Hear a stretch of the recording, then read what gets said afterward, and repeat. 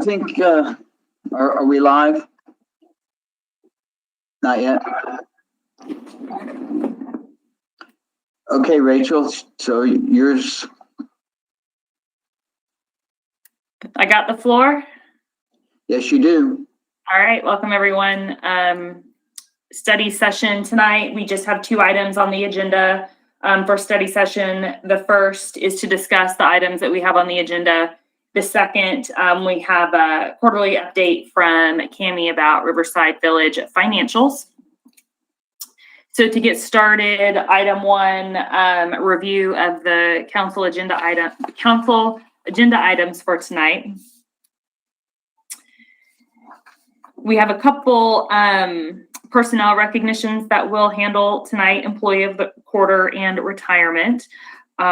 We did our best to try to do these in person because we know how special those items are for folks, and we want to make sure we do the right thing by honoring them. But considering the COVID times, we went ahead and did these virtual, but we'll still make sure to recognize our employees and give them the kudos they deserve. Under unfinished business, we have the second reading of the ordinance for the mid-year budget adjustment. If you remember at our last meeting, not only did we have the public hearing for the mid-year budget adjustment, but you all reviewed and approved the ordinance on first reading. Wanted to give you all one last opportunity to ask any questions about anything that you saw in the mid-year budget adjustment, anything we've covered previously that you have questions on, or anything new.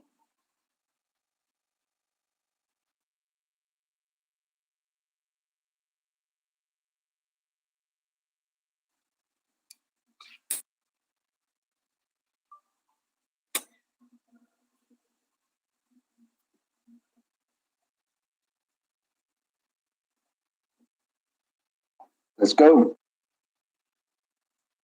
I'm hoping that there was nothing. Okay, sorry, my computer froze and I couldn't hear anything or see anything. Okay. The next item that we have, the next 2 items we have are to remove from the table 2 resolutions of support for grant applications. We have 2 TAP grants that we've submitted applications for. These are transportation alternative programs, I believe is transportation alternative.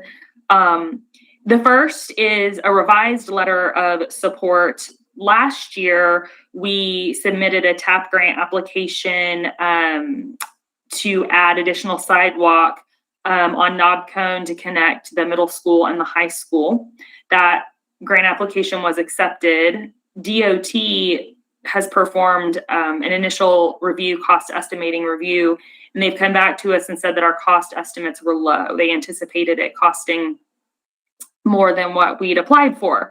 So they gave us the opportunity to revise our grant application. The upside is there was additional TAP funds that we were able to apply for. So the overall increased cost, we were able to put most of that on the grant. So this is a revised letter of support for the same project. We'll just be receiving more money than initially planned for the Knob Cone sidewalk.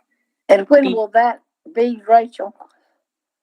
When will the sidewalk be installed? Yeah, I mean, will we wait on the grant? Is that a year or months or? I know Libby's on the call. It's because it's a joint DOT project. It's not like a North Augusta project where we're able to act, within the next couple months. Libby may be able to provide guidance.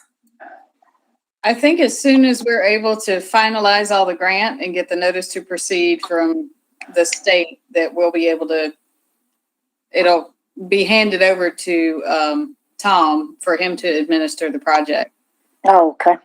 But we have to wait for that notice to proceed because I think there's some federal funds involved and. Oh Lord, that might be 2 or 3 years. Yeah, hopefully not. I mean, we've been awarded the money. And they say the project's good, so hopefully we can get moving on that. Okay, good. Thank you. Hopefully not a couple. I'm sorry, what's the additional cost to the city? Because it's 20% match, right? So if the overall project went up, our share went up.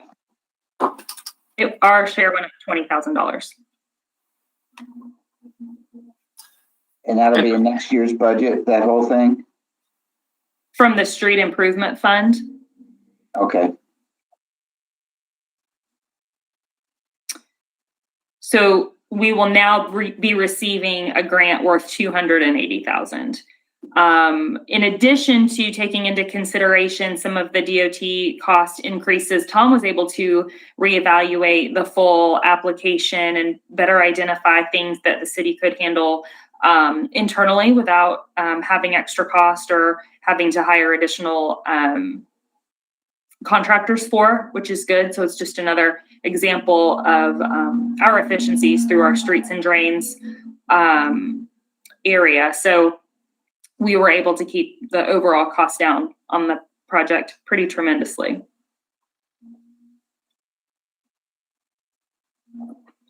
The second resolution for support is for a new project.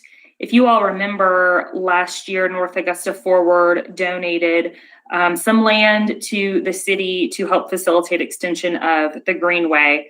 So this resolution of support is requesting funding to extend the Greenway on the city's new property, and it extends it from the Woodstone subdivision to Mayfield Drive. It's about 365 linear feet. The project itself is $97,000. Our match is just $19,000, and the grant would be $77,000. So Rachel, we're only having to come up with $19,000. The grant would take care of the rest, correct? Yes, that's correct. Thank you. Yep. You're welcome. Rachel, would this be developed the same way as the new section from Bergen Road to West to Woodstone? Same width? Yes, 10-foot width with landscape buffer in between our property and adjacent. Would it have any furniture on it, like benches?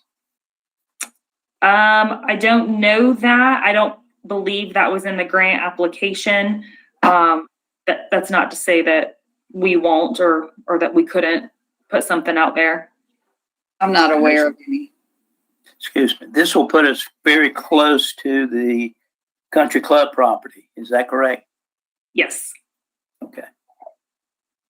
Thank you. You're welcome. And the funding for this presumably will come from sales tax Greenway extension money? Yes, that's correct. Thanks. You're welcome. These letters of, the letters of support and the resolution of support are standard procedure for all TAP grant applications. But we appreciate you all reviewing and improving them for us. Moving on to new business, we have a resolution for you all to review and consider. It authorizes additional paid time off for city employees due to the COVID-19 pandemic. Most of our city employees are essential service personnel who are required to continue working either their normal shifts, regular hours without any modification, or slightly modify by staggering their schedules, or work remotely, evening, weekends, you name it. Many cities and organizations nationwide were able to provide additional financial compensation to employees that continued to work during the COVID pandemic. You may be familiar with the grocery store employees receiving additional payment. There are other communities across our state who paid their public safety officers additional compensation, same with sanitation workers. The City of North Augusta wasn't in a financial position to do that. I did have JD look into what the best practices were for providing compensation for employees who continued to work throughout the pandemic. And Of course, there's a number of options ranging from an additional $500,000 that we would need to outlay for any financial compensation to additional paid time off.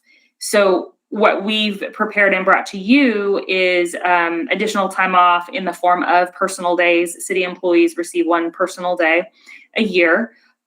We've classified all of our employees at the various levels of essential personnel, and we've put together what we think are some additional reasonable days off for personal days. Employees could use this for simply a mental health day because they've not been able to take time off during the COVID pandemic. An example would be our sanitation workers who have probably worked harder than ever during this time with limb debris and all sorts of other types of pickup that we've all seen and heard anecdotally about. Or it could just be a new way to compensate people outside of financial, but through time off to take a couple extra days off to treat themselves. These personal days would expire at the end of December of 2021. If someone separates employment, they would not be paid out for this time off. It's use or lose between now and December 31, 2021. Rachel, who, now I know you mentioned sanitation workers and of course our public safety officers, but who else was deemed essential? And I mean, I guess we're not done with it. So this is, who basically was deemed essential? Because what I don't want to have is, some people saying, well, I'm essential, I get it, but you weren't, so you don't. That's right. Based on the sliding scale, we only had 10 employees that were considered non-essential personnel. They do have, for their consideration, there is 1 additional personal day for them. These are the folks who can only do their job in person. They can't work remotely at all, just the nature of their position. It could be accepting payment at a counter. It could be checking people in at our various facilities. But like I said, there was 10 of those positions that we had. Otherwise, all of our other employees were considered essential service personnel, and they either worked their traditional shift, which would be a public safety officer, a dispatcher, or they were an employee who was able to stagger their shift, maybe work longer hours on certain days in order to be off other days. Public services, all of their employees staggered shifts. Department directors would be considered that. We also then had essential service personnel who were able to work remotely, either full-time or a portion of the time. Okay, so instead of, I know a lot of places did pay people more during that. We're just looking at giving them a day off in lieu of a cash payment. Yes, that's correct. Okay, thank you. I have a question. Okay. Usually I support most of the personnel issues, but it seems to me that when COVID-19 first started, nobody knew what was going to happen, and we still don't. But City Council was asked to maintain all our city employees, especially the full-time employees. And I don't agree with giving them anything else. That their salaries are still there. We did cut the budget in order to make some things come together. But I don't agree with giving them any additional time. They have their jobs, and they should be grateful for that. Number 2, if you give days, everybody should have the same number regardless. Nobody should have 6. Nobody should have 1. Maybe you just have 2, period. I think we're digging ourselves in a hole if we start messing with things like this when the salaries are already adjusted accordingly That's my concern.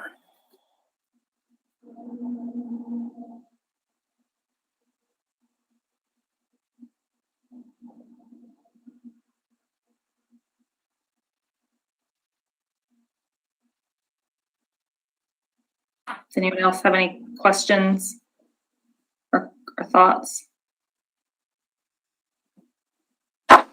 Well, on what Bob's saying, and maybe I misread it. So certain employees will get 6 personal extra days and some will get 1. Now, I sort of agree with Bob on maybe across the board, everybody, getting maybe 2 extra or 3 extra, or, and one thing I say, we have not give raises in how long. Now, I know we do give the bonus, at Christmas, but that's not a sure thing every year. We just sort of have to wait to the very last to say, yeah, we're going to do it. So I think they do need to be compensated some way. But I do sort of agree with Bob. Maybe I'm wrong there, but across the board, I mean, how did y'all determine, like, I would get 6 and you would get 1, Rachel? It was based on the classification of employee. Like I indicated, we have a number of employees, 115 employees to be specific, who are considered essential service personnel. They must report to work in person as regularly scheduled. Those individuals not only worked every day, but it was highly unlikely they were able to take any time off during the COVID, particularly when we were closed, when city facilities were closed. Okay. Those individuals and those that were able to stagger and modify their schedules, we have 6 additional personal days for those employees. Those employees continue to work, were not able to receive respite, and likely not able to take time off. Yeah. We do have another level of employees, essential service personnel, that were able to perform work remotely. Those individuals we have for 4 additional personal days. We gave some flexibility for them as well, because they had a little bit more flexibility in when they were able to perform their work, how they were able to perform their work. So if they had other obligations, they were able to flex when they work. You'd be surprised. We had a number of employees who worked really well at 11 p.m. They were able to crank out emails. We were receiving information, all the time. Not to mention, these were the employees who, particularly if they were exempt, they were working many evenings, many weekends, frankly, just to keep up with information and just the rest of everything. The 10 individuals that we considered to be non-essential service personnel that would get 1 additional day, these individuals, like all employees, continued to get paid throughout the entire shutdown period, even though they may not have been required to come to work. So these individuals may have worked part-time as opposed to full-time, but still received full-time pay. So one of the ways that, one of the things that we considered with these individuals is, while they were still working, they had time where they weren't required to work. They were still paid. They weren't required to use vacation time, sick time, etc. So their additional 1 day takes into consideration that they may have had days off when other folks were required to work. Okay. Well, thank you. You're welcome.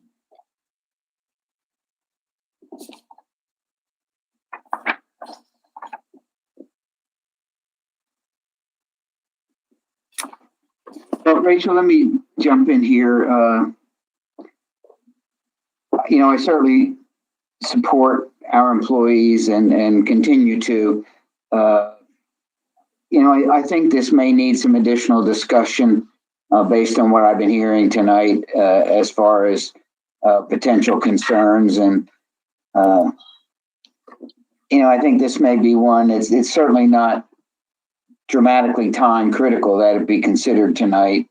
We might want to consider putting this on the table and continue to look at it and have the council input more fully on this. So that's probably what I think would be best, and I'm very amenable to proposing that if there's any support.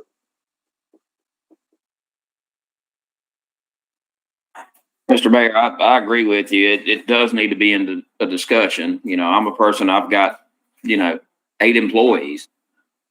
I didn't give any raises. We worked through this, but if something were to happen to one of my guys, I'm gonna tell you right now, the biggest asset any company or city has is their employees. And we don't want to have a bad work morale. So I'm kind of on the fence with this. I mean, there's a lot of people, including myself, that can't work from home. Me and my guys have had to work through the whole thing, and, they're not expecting anything. I mean, I think they were blessed to have a job through this, but at the same time, I know there are, even my daughter, she works at Starbucks. They gave her a raise while she was working through it. So, I mean, there are a bunch of things that need to be discussed. I'm not for it. I'm not against it. But just coming from a business standpoint, I mean, employees are very critical. We can't just treat them like, well, you have a job, you should be lucky. Because right now, that is the hardest thing to find. So I think it does need more discussion than what we probably have time for today. And I would second that if you wanted to bring it up to table it, sir. Thank you. Any other thoughts?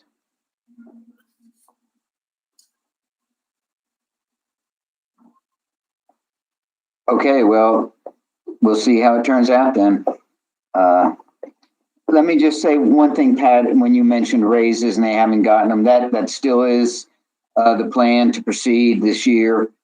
We had a discussion midweek, Rachel and I, about it. So, that's still going to be taken care of this year as was in the budget. Yeah. So in the budget amendment. Well, yes. Right. And I know, but I've been here 27 years and we've gone through these where employees do not get raises several times for several years. But the only thing I say, sort of like Eric and Bob, I just don't want one employee to think, well, y'all gave her or him 6 days and me 1. Like I said, that will kill your morale in your city. So, I agree that we need to just, not that I'm for it or against it, but just hear a little more. Okay, thank you.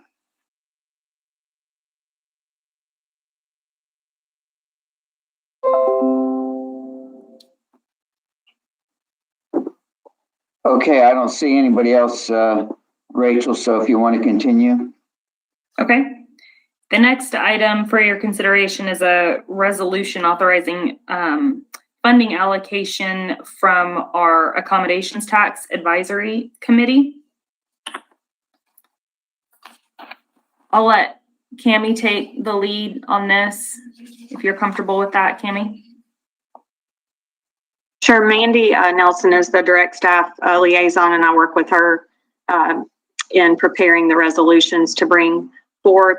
This is the committee's recommendation for you to approve on the 2018-19 allocation. The total was a little over $70,000 to be distributed. So organizations have to apply for that. The committee reviews applications, they interview, and then they allocate the funds based on what they consider to be need and for those events that would bring heads on bed. So that's the purpose of accommodations tax, is that it generates accommodations in your city. So that is the metric by which they measure and recommend that you spend the funds. The golf tournament is still scheduled to proceed. So there were some questions about that early on, if the tournament was still going to be held, and they've actually increased participation at this time. The Palmetto Peach Run is on there. The mobile stage is for our amphitheater or any other city events, to include the Jack-o'-lantern Jubilee. The Peach Jam of $10,000 is intended for next year's tournament. I know that was a question that came up. The tournament was canceled for this year, but the funds didn't have to be spent this year. They have to be spent prior to 2021. So that was the plan. They were requesting these funds in advance, and they will be spent prior to the issuance. And that brings us to the $70,000 in total distributed.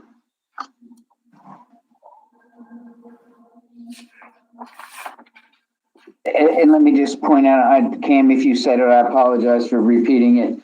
This is for the tax year 2018 and 2019.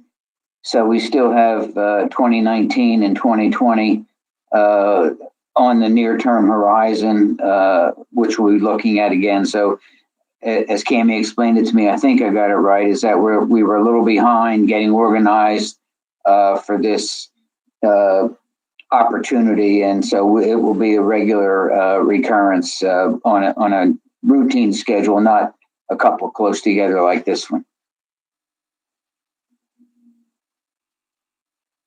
I've got a quick question. Not that I'm advocating for moving money around, but just out of a point, just to be clear going forward. The committee puts together this recommendation. Council's being asked to approve the recommendation. Does council have the ability to alter what the funds are spent on within this list? Or no, the way the law reads, we're only allowed to vote it up or down? Council has the final say on how the funds are dispersed. So the committee is to do the legwork basically and bring you a summary form for approval, but you can choose to do something different than what they recommend. Okay, thank you. And I kind of thought of that question as it related to, because I was concerned about some of these events and if they didn't happen, but thank you, Cammie, because you had already addressed that in your initial summary. Who is on the committee, Rachel? Besides Mandy and, Let me pull that up. I mean, is that, and I hate to be ignorant, but is that something we've had that I've missed Yes. out on? Yes, ma'am. We brought forth the committee appointments were brought forth for city council consideration, as well as our first distribution of funds for the 17-18 tax Okay. year. I guess I'm getting old and forgetful. It was something new for us, a brand new thing. You have to receive over $50,000 in the tax from the state level. Oh, before okay, you have to okay. establish this committee. So we Okay, approached I that got you, threshold and yeah. that started the Okay. process. All right, thank you. Now, So, The committee- one question. So that means that, this is 2018, 2019. So 2019, 2020, when would that come about? When's the time frame for looking at funds at that time? So the collection period ends June 30th. So we will be bringing forth that recommendation before the end of this year. So we are now, after this one, we are caught up with where we need to be. And so we will be bringing you a recommendation each fall going forward. The Committee collection member, goes from June to June. That's what you're saying? I'm sorry. Okay. It runs on the state's fiscal year, which is July 1 through June 30. And we're on a calendar year, so it falls in the middle of our year for making the awards.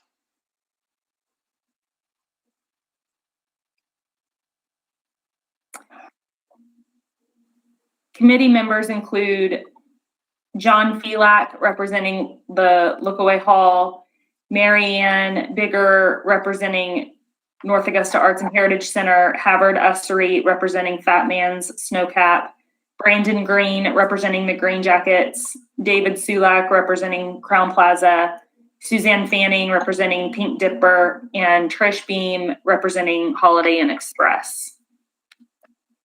now will Suzanne, you know, of course, they've sold out Pink Dipper. Will that matter? Yeah, that will. I was thinking about that when I heard a week or so ago. Yeah, well, they've already sold out. I mean, they're gone. Yeah. These particular awards, let's see, these were decided on back in May. So when she participated, she was still a full member. So Okay. next time they meet, we'll have to have a new Member. person. Okay. Mhm. Make a note. Fletcher, were you asking a question for information, or do you have something that you're going to propose? Information only. Okay, thank you.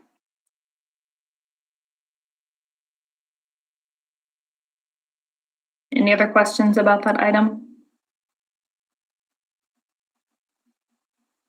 The next item on the agenda is a resolution of support for legislation regarding the new Savannah Bluff Lock and Dam. I'll turn this over to the mayor. Okay, thank you, Rachel. As I think we've discussed before, Georgia Ports Authority and the state of South Carolina are in agreement on a plan whereby the federal funds of approximately 53 million would be, along with the lock and dam, would be transferred to the three local governments, Aiken County, North Augusta, and Augusta, Georgia. The legislation is currently, that would have permit this to happen, is in the process of being, I don't even know what the right verb is. It's under discussion with the subcommittees and how they do business and getting it done. And one of the things that they believe is helpful at the congressional level is letters of support from the three governments. Augusta, Georgia passed a resolution 2 or 3 weeks ago. Aiken County has it on their agenda for tomorrow night's meeting. And this one basically restates our support for it, which we've kind of supported the lock and dam before. And so I basically used the city of Augusta's resolution as a means of coming up with what our support was. And I think the requisite paragraph, which is 1, 2, 3, 4, 5, 6, 7, whereas, which if you have the printed copy, it's the one at the last one, basically gives, after the date of appropriation, 6 months for the governments to say yay or nay that we're on board with this. So while this resolution commits support, the final decision of the governments to accept it, should the legislation authorize it, is down the road quite a bit. And so at that time, you'll have an opportunity as a council to look at it and decide if it's something that we think benefits the city enough to go along with it. So this is more or less, I think, just checking a box for the congressional committees.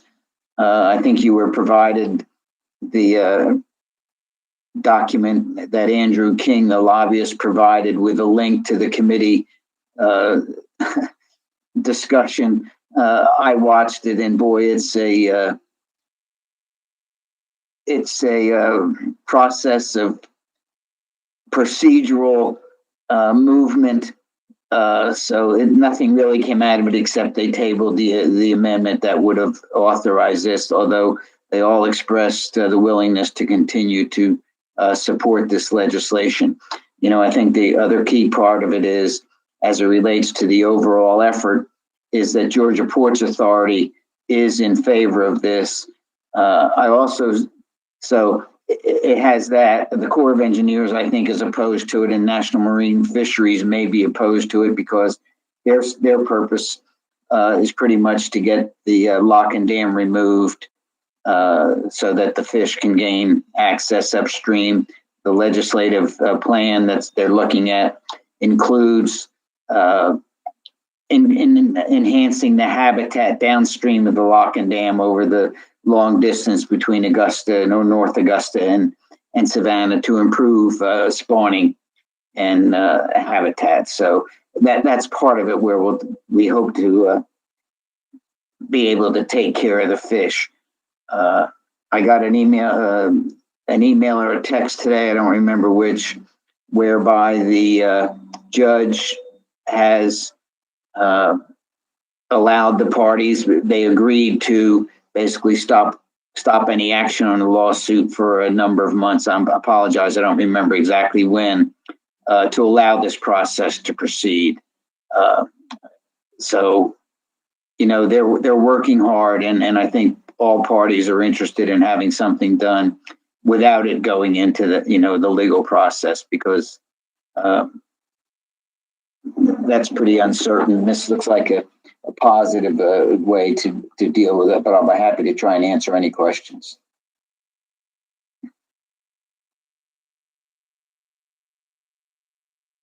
Mr. Mayor, with this, it comes with a $53 million check, I assume, from from Congress. What weren't the repairs to the lock and dam close to 30 million? So would that other whatever's left over be put in, and do we have a chance to have an independent inspection before we would actually take, you know, control of it? The independent,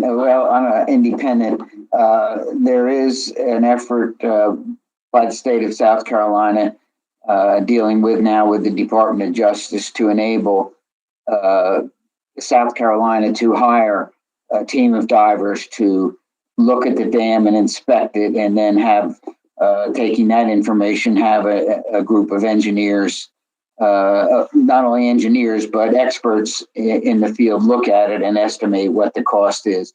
I think you're right in the range of 30 million, or let's say 30, 35. You would then have 15 to 18 or more $1 million left for the ongoing O&M. And that's kind of what the plan is, or the hope certainly is, and the intent is.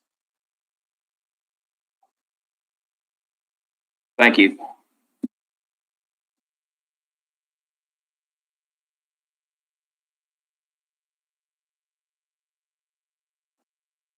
Mr. Mayor, I guess one quick question is, and this is maybe too early in the conversation, but with us being one of the three entities that is showing support for this and asking for this to be transferred to us, is it right to assume that we're going to be asked to have a 1/3 ownership stake in it?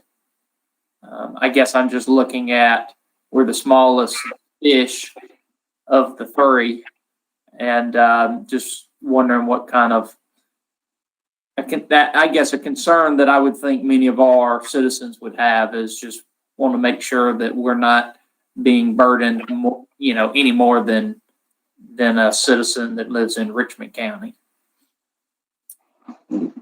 I don't have an answer to that question directly, but I can tell you that years ago, when the consortium was formed, Aiken County and North Augusta put in an amount that was equal to that of the city of Augusta.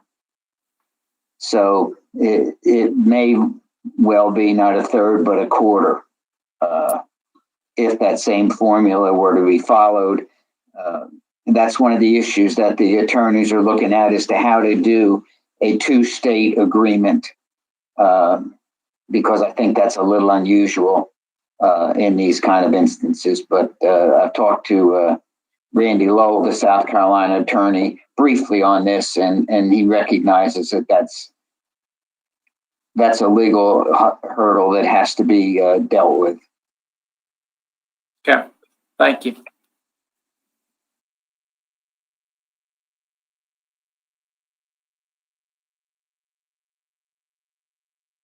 Not anything but to you, Rachel. Okay, the last item on the agenda is first reading of an ordinance to amend the development code, Article 13, related to signs. If you remember at our last meeting, there was an item for a receipt of information that you all accepted. We have a church that is requesting 2 changes to the sign requirements. Libby, are you still on the call? I'm still here. Okay, fantastic. Can you lead them in the explanation of the two changes that are being requested? Sure.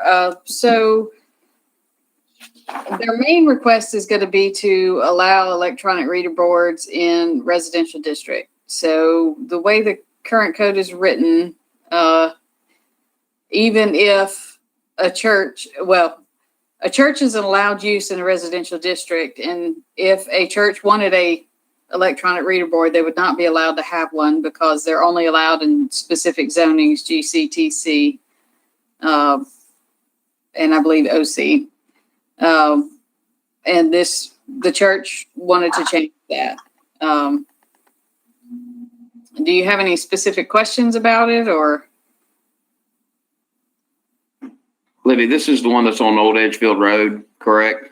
Yes, but the change would apply to all churches or all non-residential uses allowed in a residential district. So now correct me if I'm wrong, but when we did the sign ordinance, wasn't there a restriction on electronic reader ones pretty much, or is it just certain areas? I thought they were restricted altogether. I could be wrong. They're not. They are allowed. It's just they are not allowed in a residential district. Okay. And since churches are allowed in a residential district, they're stuck. Yeah, and that's a tough one because I know which church I remember seeing it coming across one of the emails, and that is tough because, I mean, it is a church literally surrounded by houses. Libby, what's the size of what size is being recommended? So within the staff report, I recommended that we go with the allowances for, let me scroll down. Hang on, I'm sorry.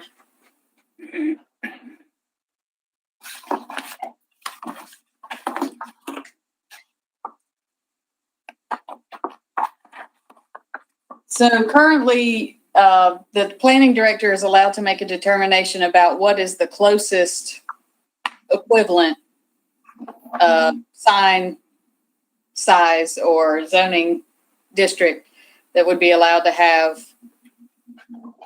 a sign for allowed uses that are not specifically spelled out in the code. And this is carried from the old code into this code. It doesn't give me a whole lot of guidance about what that would be necessarily. So in the staff report, I asked for council to consider adding some additional rules so that I would be better able to determine what size would be allowed.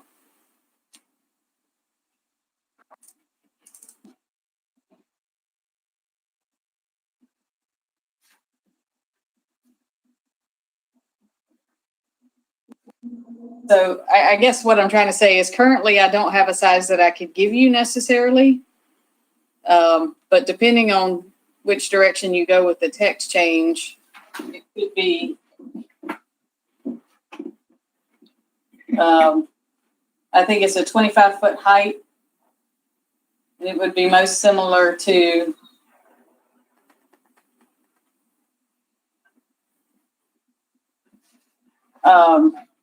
neighborhood commercial.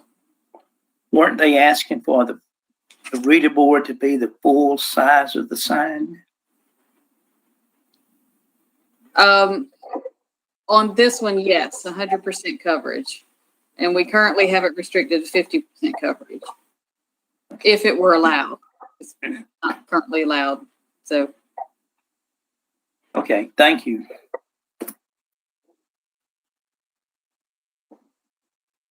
Libby, how did the planning commission vote on this? Wasn't it voted down?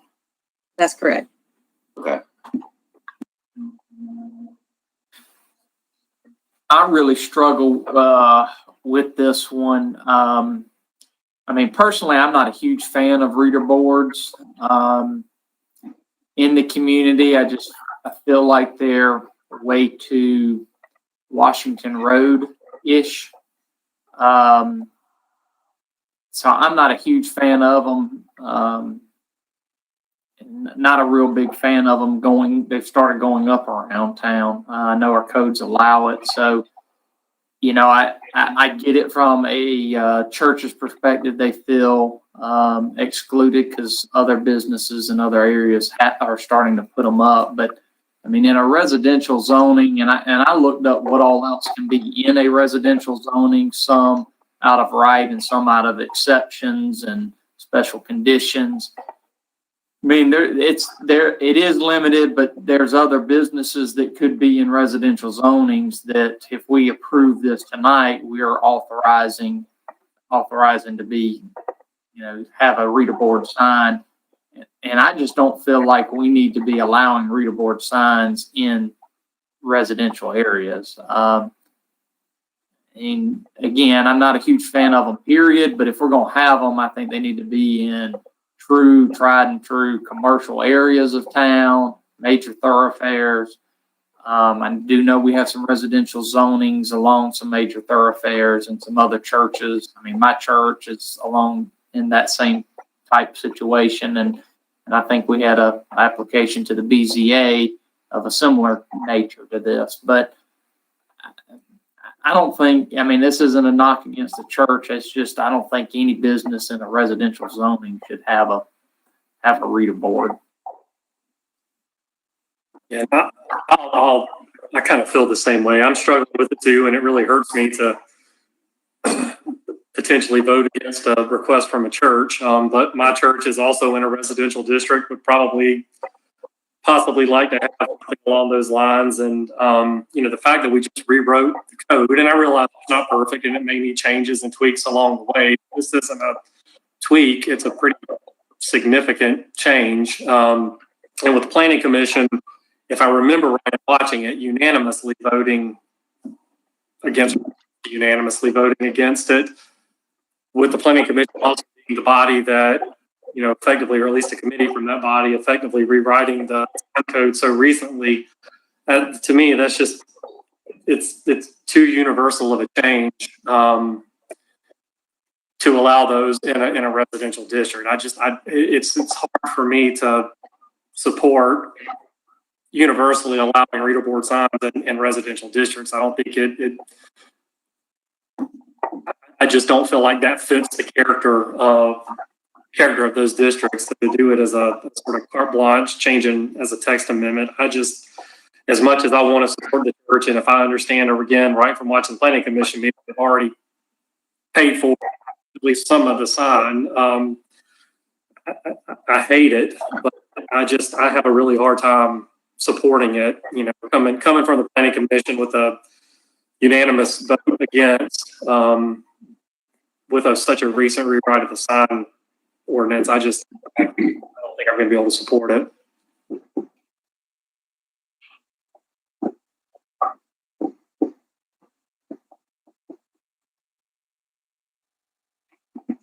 Libby, can I ask you a question? As I read the ordinance, it does two things, and one of them being that it allows 100% of the sign to be reader board, as opposed to 50%. That's the limit for reader boards now. I mean, there would have to be, to consider one, approve one and not the other, we'd have to do an amendment tonight. Is that right? To the ordinance? You're muted. I'm sorry. As far as I understand, you can request changes to the text. But we have a two-part, the ordinance contains two different aspects tonight. Am I not correct? You have the text change and then you have the table change. The way I was instructed to write this, due to the request from the applicant, was to include their request unfiltered. So those two items, it's at the pleasure of the mayor and council if they would like to change what that text says. Okay. I mean, I'm not any more certain what is appropriate than what I've heard others talk about tonight. This really puzzles me, particularly the 100%. I'm opposed to that. I think in a residential area or otherwise, but that's a generic rewrite. So every reader board in the city would be 100% allowed to be 100% digital, and I think that's certainly an overstep. And then you have the second part, which is the text amendment allowing this, whatever it was in a residential, Reader boards in a residential district, or allowed commercial uses in a residential district. yeah, I'm sorry, I'm getting confused between what the ordinance says and what I'm trying to read in the development code, so.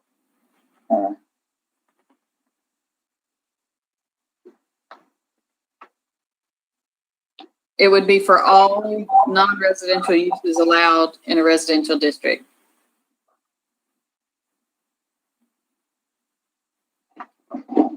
And we have to write it that way legally. We're not able to single out churches or any other particular uses. We're not able to do that legally. Well, I'm sorry, let me ask another question if I may, and then we'll let the next person ask. If I'm reading the ordinance and I read at the very bottom subparagraph, electronic reader boards, it says shall be only used in the OC, GC, thoroughfare commercial and industrial districts, and for any non-residential use allowed in a residential district. So for the non-residential use allowed in a residential district, that is like a special council approved use. What's the definition of that? What does that mean? Not necessarily. There are some non-residential uses, such as churches, that are allowed in residential districts. In the Okay, so that's the purpose of that statement then, is since it applies to churches, then their logic is it's an approved non-residential use, therefore reader boards would be allowed for that use since it's approved for residential districts. Yes. Okay. And I can read off the other uses if y'all want to hear those. No, well, somebody may, but I now understand what the intent of that verbiage is in that subparagraph. Since churches are a non-residential use allowed in a residential district, their argument then is that they're authorized to use reader boards. I got it. Thank you for that clarification. Change. Yes. Yes. I believe there was support to hear the other non-residential uses. Yes. So tourist homes, but actually, we can write those to not include tourist homes, but churches, synagogues, parish houses, Sunday school buildings, convents, including child care during worship service, open space park or active recreational uses operated on a non-commercial basis, swimming pools, cemeteries, telephone exchange or repeater stations, utility lines. Those are just permitted. Those don't need any special hearings. Conditional uses with administrative approval would be boarding houses, childcare, private or nonprofit clubs, including country clubs, athletic clubs, lodges, fraternities, and swimming clubs on a non-commercial membership basis. Schools, academic nursery, preschool, grade schools, elementary, middle, high school, private boat docks, boat houses or marinas, agricultural uses, dormitories or non-exempt group homes. With a special exception, you could have a bed and breakfast, a cell communication tower, and gas or electric generation distributed facilities. And some of those I realize are not going to be types that would even ask for a sign, but technically they're allowed. And there's some accessory uses, but those wouldn't necessarily be granted a sign. I'm sorry. You gave me a flavor, a strong flavor. Right. As you were talking, it's almost like we've allowed everything but two things, and we could have just as easily listed the two things, but that was a generic comment, no number specific, just. Okay, thank you. Libby, Yes. okay, if I'm to understand this correctly, everything you just named off is allowed now, or if we vote for this? Those are allowed now in residential uses. Those are uses that's separate from the signage. Oh, okay. But we Okay. use this, I'm we sitting here going, if the we pass sign this, to determine what's allowed as, gotcha. okay. So I'm just sitting here in my neighborhood, Hammond Hill Pool's 3 blocks down, Hammond Hill Elementary is right across the street. There is a church at the back of the neighborhood. Next thing you know, if you pass this, then my neighborhood's going to look like a circus. If they wanted reader boards, correct? I would hate to hazard what it would look like, but I mean, they would be allowed and we would be obligated to approve a sign permit like that. All right, thank you.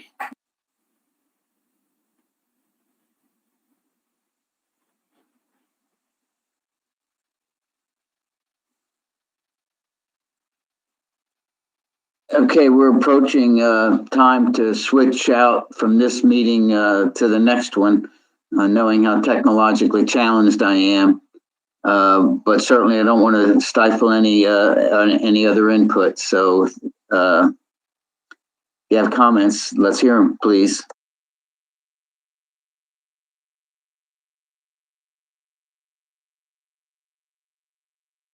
Okay, Rachel, I guess. We have 3 minutes until the regular session. We still have another item on the agenda for the. Go. Tammy, you're up. Okay, and I'm going to attempt to share my screen quickly. If that doesn't work out, I can proceed without the screen shared. It is telling me to ask the organizer to make me a presenter.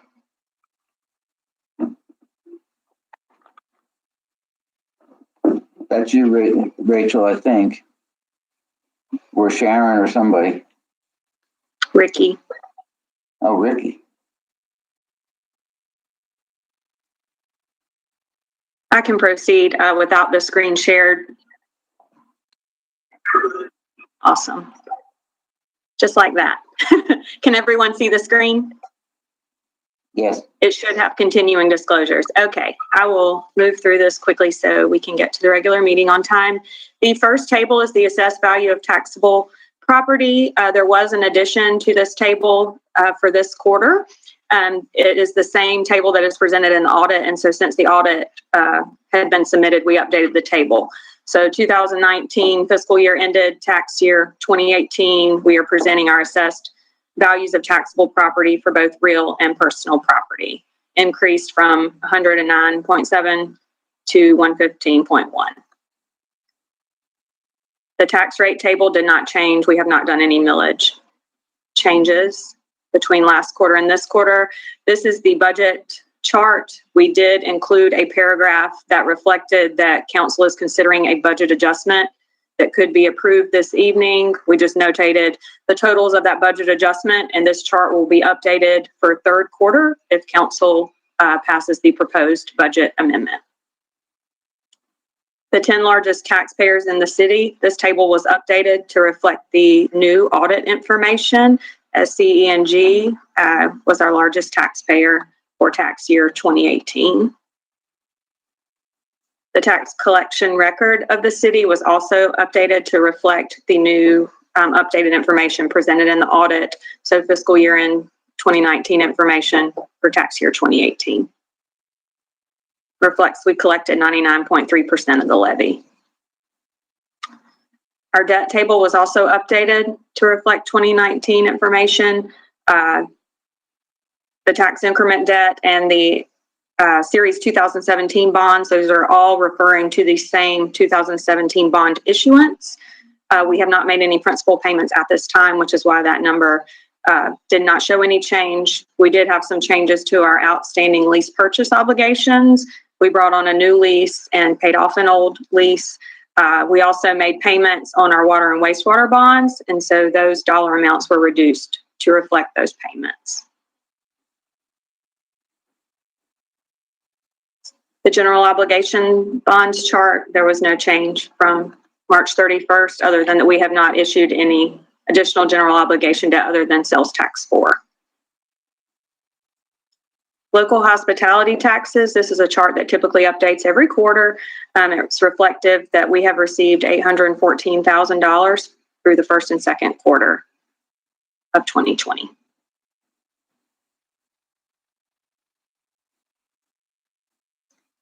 The local accommodations tax chart is also updated quarterly. It reflects that we have received $53,000 in accommodations tax. This is local accommodations tax, so that is different than the state accommodations tax that we were talking about earlier with the ATAX committee.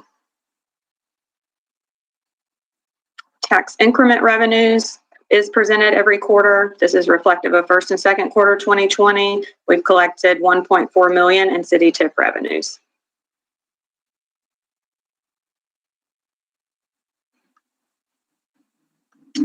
Our mid assessments, we are presenting this information as collected, also quarterly. We did not receive any additional mid payments from the last time I presented this to you. Our parking revenues for first and second quarter were $9,600, which is down significantly due to suspension of play in baseball. Our stadium revenues are reflected here for first and second quarter. You will note that we did receive $100,000 in rent payment from the Green Jackets baseball towards their stadium rent. The wording in this paragraph was updated to reflect that the season has been canceled along with all other minor league baseball teams. The Green Jackets are continuing to make their monthly utility payments, and they have a plan in place to continue to meet their rent obligation. We also need to look at adding some additional disclosures related to our COVID-19 document. I don't know if you recall us, we did an event disclosure on the impacts that had on city revenue streams. We are continuing to collect funds. We anticipate having no trouble making our November debt payment that's coming up.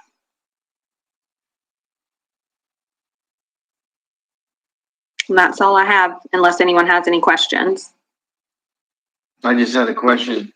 This document is going to be available to the public on the. Yes, that's right. The document is currently already published on Emma. It's the disclosure reporting portal. You would look under North Augusta Public Facilities Corporation. It will also get updated on our website under financial transparency. Thank you.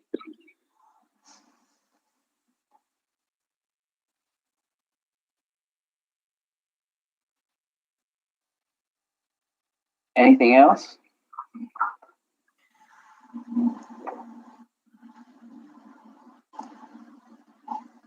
Okay, Cammie, thank you. Rachel, is there anything else? Nope, that's it. Okay, let's consider this meeting adjourned, and let's see if we can reconvene for the council meeting. So thank you all very much.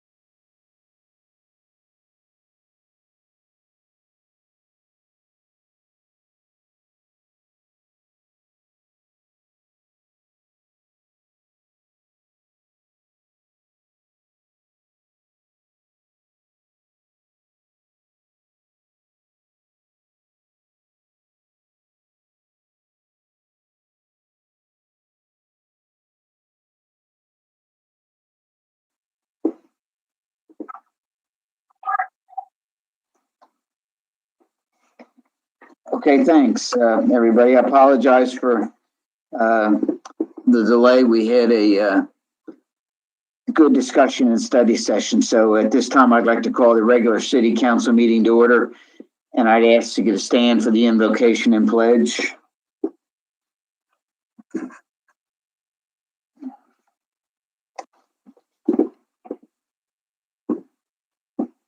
Dear God, we are blessed to serve the citizens of the city of North Augusta in these times of uncertainty. The effects of the COVID-19 virus continue to be felt throughout our city. We ask and pray that the efforts of the professionals working to find an effective treatment and an effective vaccine are rewarded. And dear God, in these difficult times across this nation, please give us wisdom as we consider the issues facing this city. And we ask that you keep our public safety officers safe as they protect the people of this city and their property. God, we are also thankful for all employees of the city, serving our residents every day, frequently without any recognition. We ask that you keep them safe as well. Amen. I pledge allegiance to the flag of the United States of America and to the republic for which it stands, one nation, under God, indivisible, with liberty and justice for all. Thank you.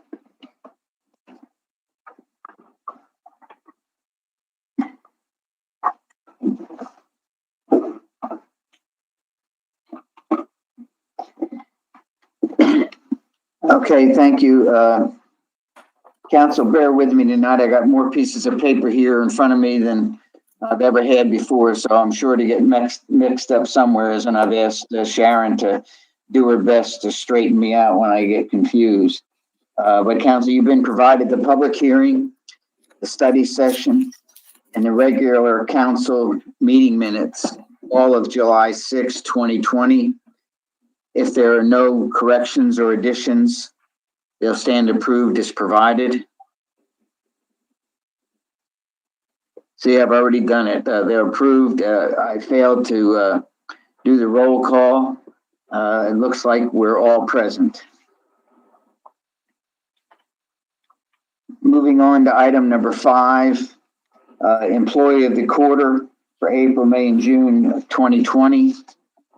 And the City of North Augusta Employee Recognition Committee has selected Fidel Rubio, a maintenance worker with the Department of Public Safety, as employee of the quarter for April, May, and June.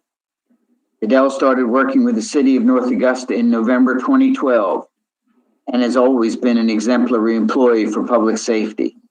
But meeting the challenges presented by COVID-19 is when he has truly shown his value. He was out front, implementing special sanitizing measures before the need for them became commonplace in this current environment. Fidel takes great pride in his work and has made a difference in the morale of public safety officers. Fidel has had to add to his daily list of activities, sanitizing the courtroom after each session, sanitizing all door handles throughout public safety, and also in investigations, and he has to do this multiple times a day. And all this he's been doing while keeping up with his regular job and meeting his own high standards. He's truly a part of the public safety family and is loved by all the officers and staff. He always gives a warm greeting and kind words to everyone. He's a tremendous asset to the public safety department and the city. So congratulations, Fidel, on being employee of the second quarter. Fidel will receive a plaque and a monetary award of $50. So thank you and congratulations. Moving on to item number 6, the retirement of Linda Oliphant, recognition of her service. As Rachel mentioned in the study session, we decided that we've waited enough in this COVID-19 environment, to go ahead and honor Linda tonight. And, you know, she's had an extensive career in the city, and it's great to acknowledge that career. She ably and proudly served the citizens of North Augusta for many years. And in fact, it's my opinion that she will tell people that she was a member of public safety for 40 years. But I must remind Linda that she fell short of 40 years by 2 days, serving from May 31st, 1980 to only May 29th, 2020. After graduating with a bachelor's degree from USC, Linda began her service to the community. Following her promotion to sergeant, she was assigned to headquarters, where she has worked for the past 33 years. Linda served as an example for others to follow in the public safety profession, and she will be missed by all that she has influenced during her long, outstanding career. Thank you, Linda, for your dedicated service to the citizens of North Augusta, and equally to the men and women of North Augusta Public Safety. You already are missed. Thank you.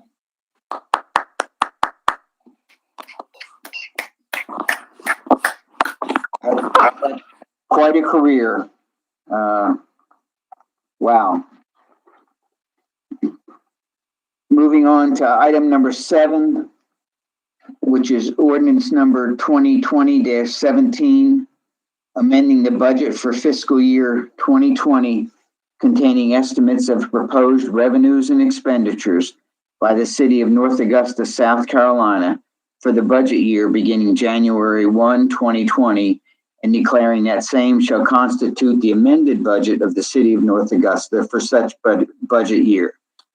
Do I have a motion to approve this ordinance on second and final reading? So approved. Ms. Carpenter, do I have a second? Second. Second. I heard Mr. Presnell. Ms. Lamar, were any comments provided from citizens? No, sir. Thank you. Council, any comments?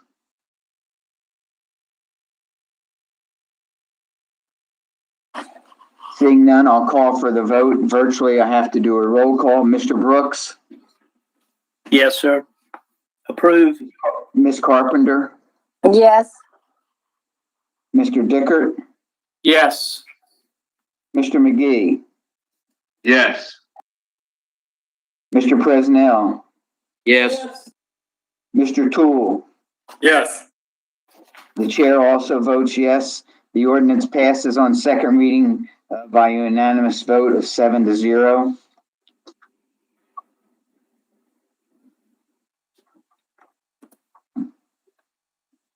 Moving on to item number 8, under planning and development. This is resolution number 2020-26, authorizing the city administrator to provide a revised letter of support for the Planning and Development Department's transportation alternative application to the South Carolina Department of Transportation for expansion of the Knob Cone Avenue sidewalk. The chair moves to remove this from the table. Do I have a second? Second. Mr. Brooks, this is a non-debatable motion, so I'll immediately go to the roll call for removal from the table. Mr. Brooks? Yes. Mrs. Carpenter? Yes. Mr. Dickert? Yes. Mr. McGee? Yes. Mr. Presnell? Yes. Mr. Toole? Yes. The chair votes yes. The item is removed from the table by a unanimous vote. Now we will consider resolution number 2020-26, authorizing the city administrator to provide a revised letter of support for the Planning and Development Department's transportation alternative application to the South Carolina Department of Transportation for expansion of the Knob Cone Avenue sidewalk. Do I have a motion to approve this resolution? So moved. Second. Was that Mr. Dickert? Mr. Dickert, did you move? Your name, it doesn't matter. Okay, I thought I heard you, and second was Mr. Brooks. Miss Carpenter, gee whiz. Miss Lamar, were any comments provided by citizens on this item? No, there were no comments. Comments, any council, any comments?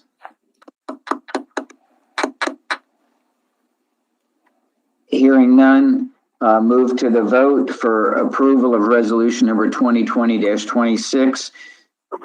Mr. Brooks, Yes. Ms. Carpenter, Yes. Mr. Dickert, Yes. Mr. McGee, Yes. Mr. Presnell, Yes. Mr. Toole.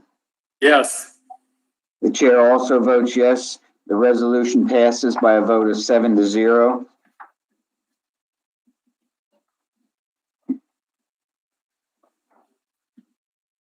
Moving on to item number 9, it's resolution number 2020-27, authorizing the city administrator to provide a letter of support for the Planning and Development Department's transportation alternative application to the South Carolina Department of Transportation for extension of the Greenway to Mayfield Drive. Do I have a motion to remove from the table? So moved. Mr. Brooks, do I have a second? Second. Mr. Presnell? It's non-debatable. I'll call the question. Mr. Brooks? Yes. Mrs. Carpenter? Yes. Mr. Dickert? Yes. Mr. McGee? Yes. Mr. Presnell? Yes. Mr. Toole? Yes. The chair also votes yes. The item is removed from the table by a vote of unanimous vote of 7-0. Now proceeding with call the question, resolution number 2020-27, authorizing the city administrator to provide a letter of support for the Planning and Development Department's transportation alternative application to the South Carolina Department of Transportation for extension of the Greenway to Mayfield Drive. Do I have a motion to approve? So moved. I heard Mr. Presnell. I'm sure there was 3 or 4 others. Second, Second. Mr. Toole. Ms. Lamar, were any citizen comments provided on this item? No citizen comments. Any council comments? Mr. Mayor, I'd like to ask a question that kind of ties to both of these TAP grants. By us submitting this, is this basically one of the final steps in this? Is this, we do this and we're going to get it? Because I had a citizen ask me today if by us doing this, are we basically assured that we're getting this, or where does this fall in the application process? That's a good question. I'll defer to the administrator. This is part of the application process. So just because council passes this, and we submit our application does not mean that we will get the grant. With that said, the item 8 with regards to knob cone, we were previously awarded a grant. They came back and told us to revise our budget and that we could request more money because they have more money available. So with that one, we are very, very likely to get that particular grant. Mayfield Drive is a new competitive grant application, and this is required as part of the application process. Thank you. You're welcome. Yeah, thank And you as just- well. Just for additional information, this is required in the process because the review committee for these applications want to make sure that council is aware that such an application is being submitted. In the event that council may not have matching funds available, the review committee doesn't want to go through the review process to select an award if the city isn't going to be able to provide the match and do the project. So this is kind of it's a first check for them. Thank you. Any other comments or questions? Mr. Mayor, Yes. I'd like to just mention that if this grant goes through, then the Greenway would be extended to Mayfield Drive, which would put us very close to the North Augusta Country Club property.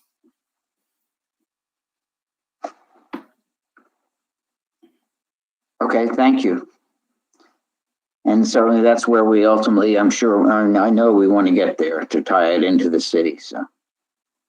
Any other comments? Okay, I'll call the question. This is resolution number 2020-27. Mr. Brooks, Yes. Ms. Carpenter, Yes. Mr. Dickert, Yes. Mr. McGee, Yes. Mr. Presnell, Yes. Mr. Toole. Yes. The chair also votes yes. The resolution is adopted by a vote of 7-0. Okay, item number 10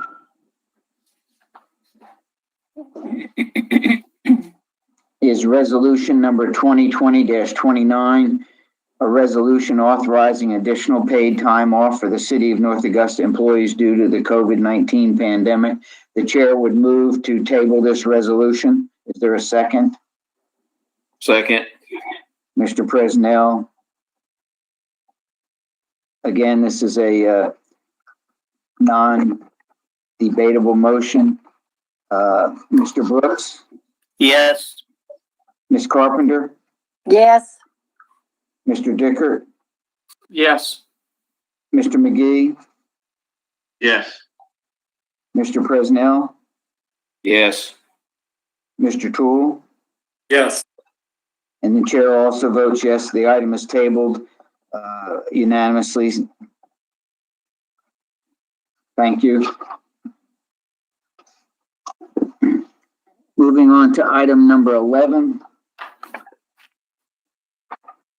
which is resolution number 2020-30, a resolution authorizing funding allocation recommendations of the Accommodations Tax Advisory Committee for the disbursement of revenues from the accommodation tax year 2018-2019.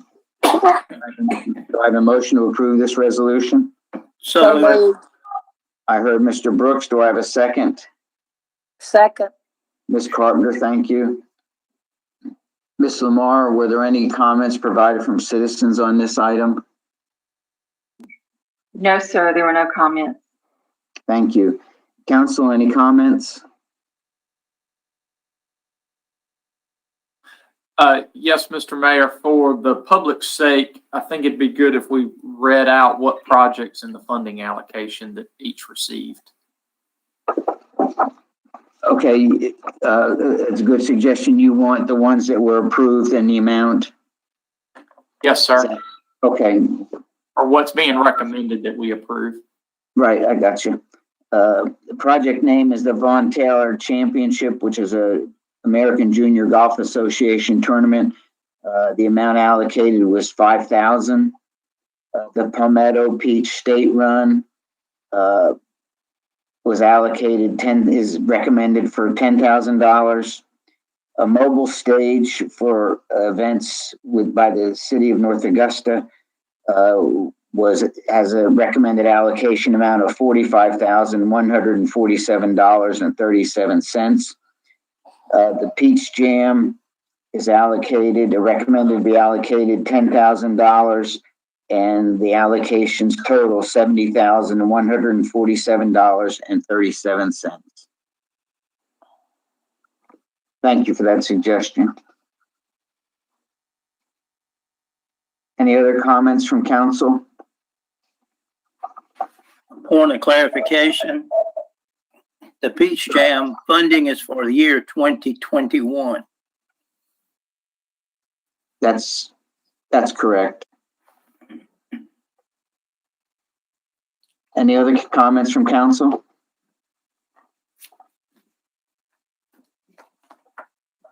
Okay, I'll call the question. Hearing no other comments. Mr. Brooks, Yes. Ms. Carpenter, Yes.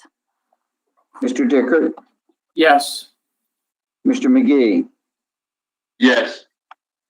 Mr. Presnell, Yes. Mr. Toole. Yes. The chair also votes yes. The resolution passes unanimously, 7-0.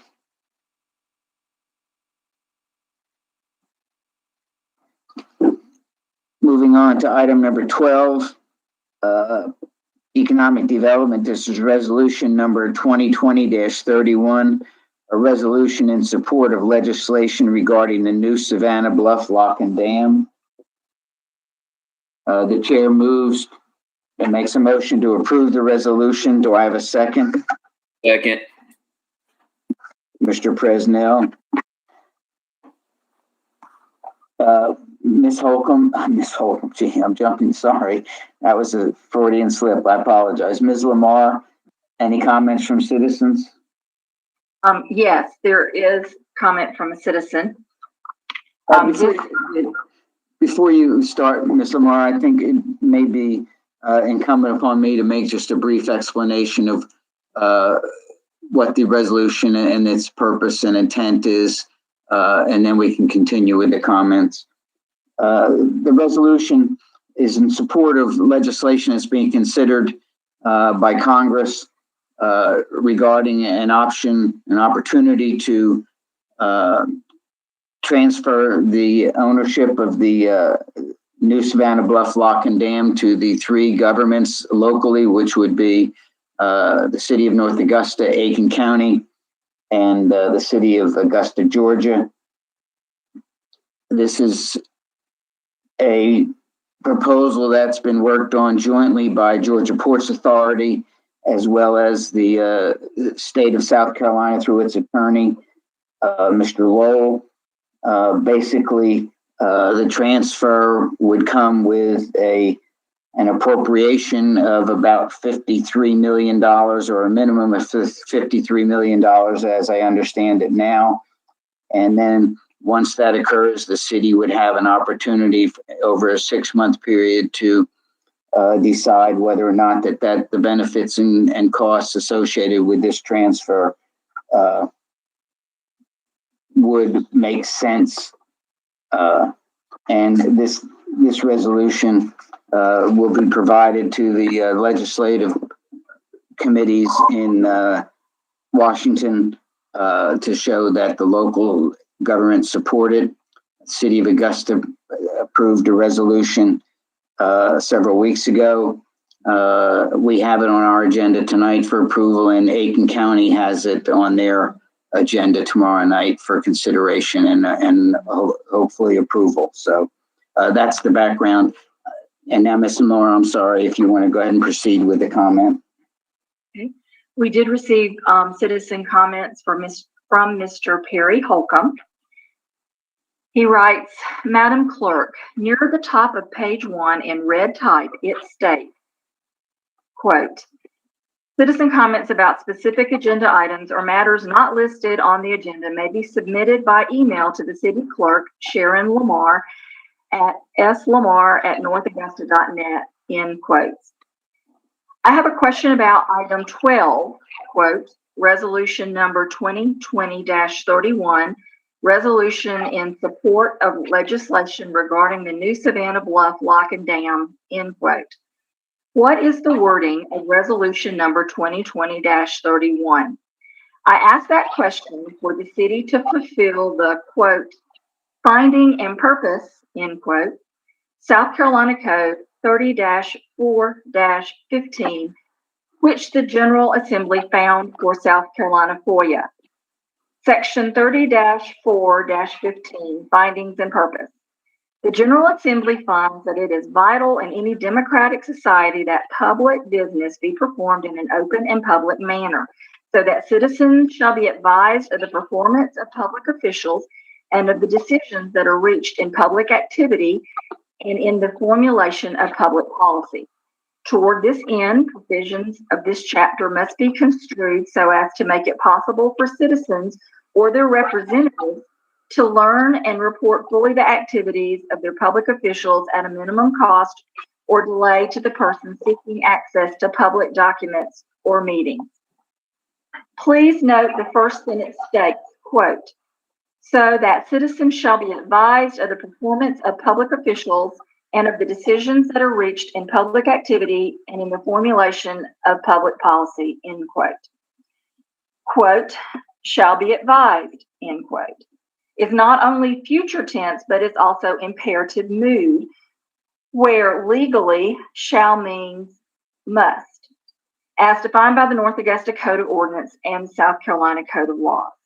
Common examples, quote, please be advised that your phone call may be monitored, told in advance of the fact. Quote, patients should be advised that minor effects may last approximately 1 day, end quote.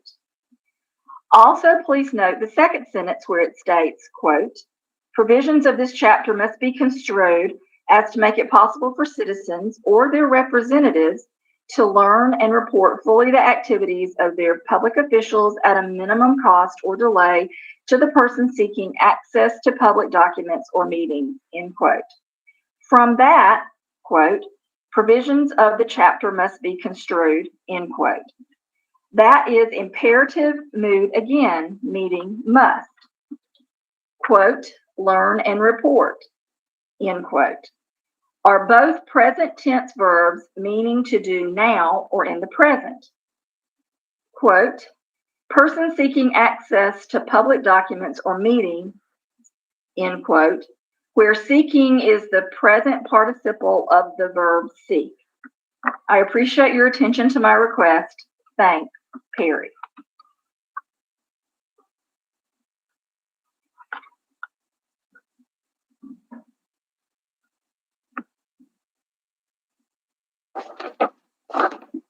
Thank you. I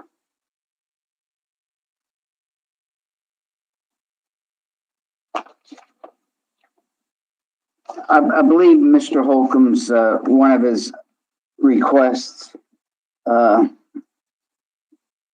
which I will comply with here. I was just checking my copy of his comments and it didn't specifically see it, although I think I remember in it, and I think I heard Ms. Lamar mention it, is the contents of the resolution.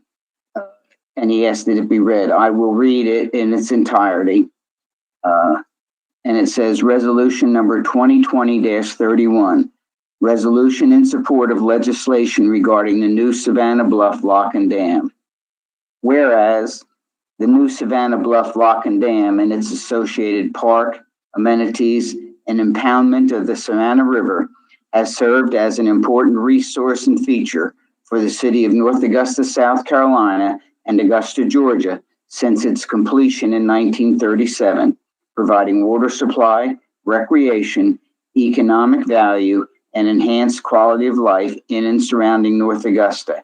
And whereas the city of North Augusta desires that the new Savannah Bluff Lock and Dam and its associated park, impoundment, and amenities be available for future generations of its citizens, and in particular, the pool elevation of the reservoir created by the new Savannah Bluff Lock and Dam be maintained as it has been historically at or near elevation 114.5 feet NAVD 88. And whereas North Augusta's desire to ensure that the new Savannah Bluff Lock and Dam and its associated park, impoundment, and amenities are available for future generations is shared by the governments and citizens of the state of South Carolina, Aiken County, South Carolina, and Augusta, Georgia.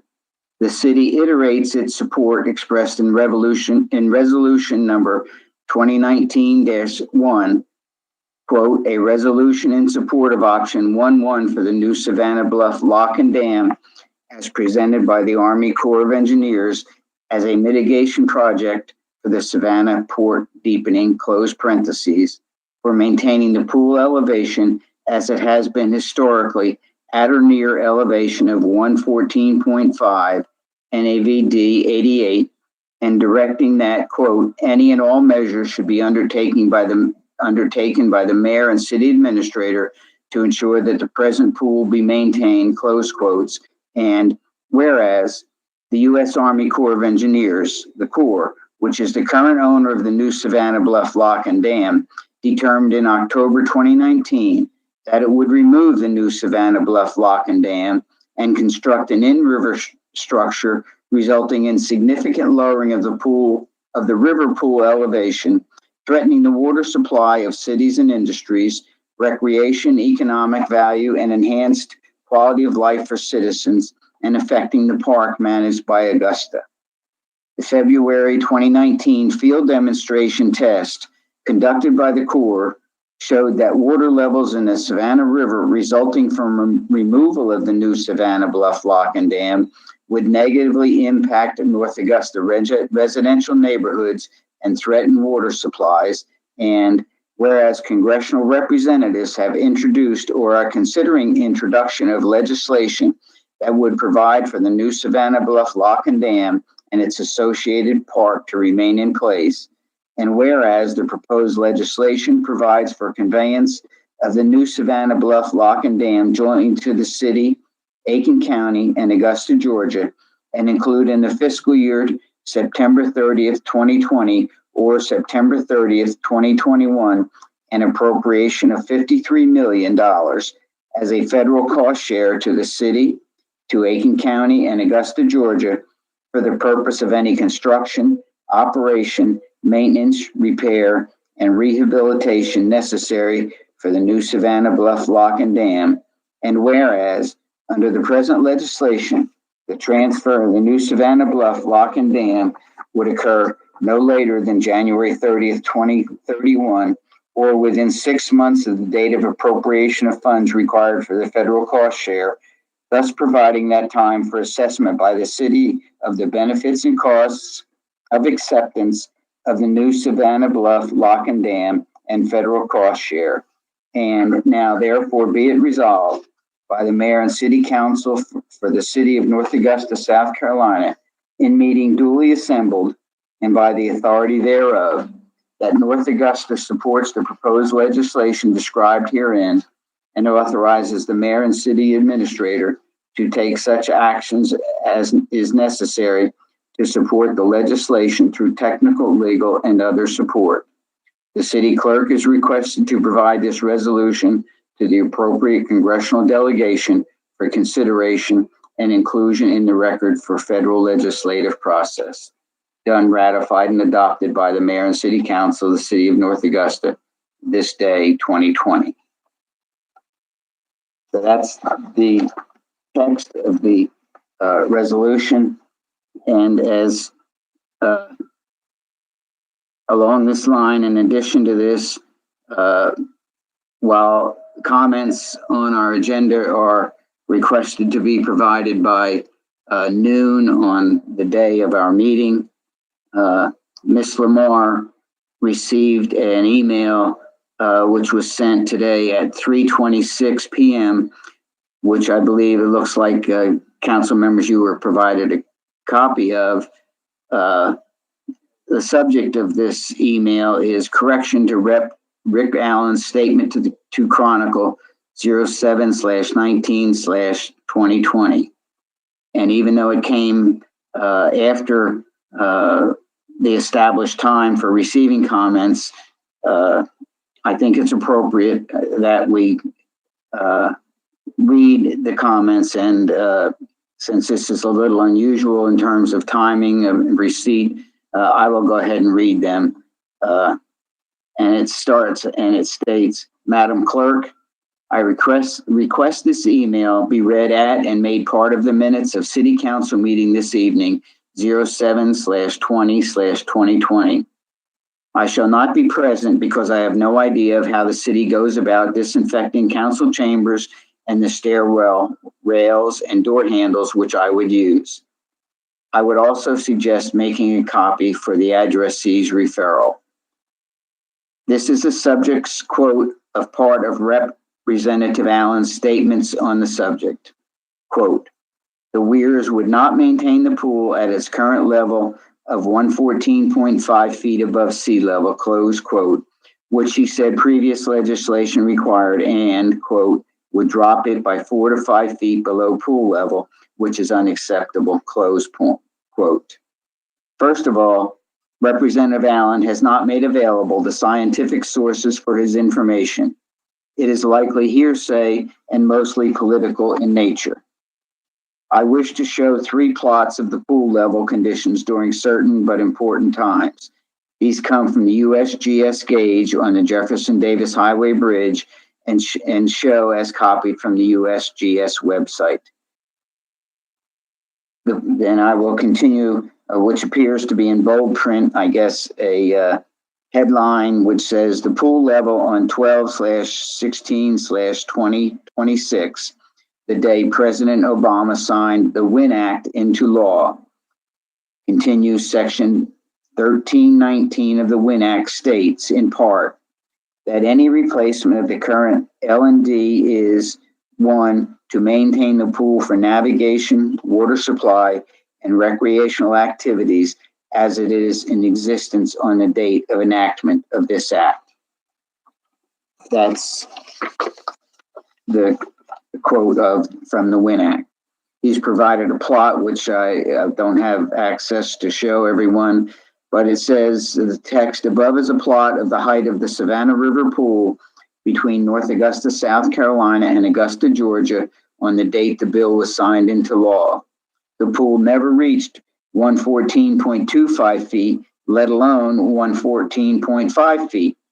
Where did the pool level value of, quote, 14.5 feet, close quote, originate?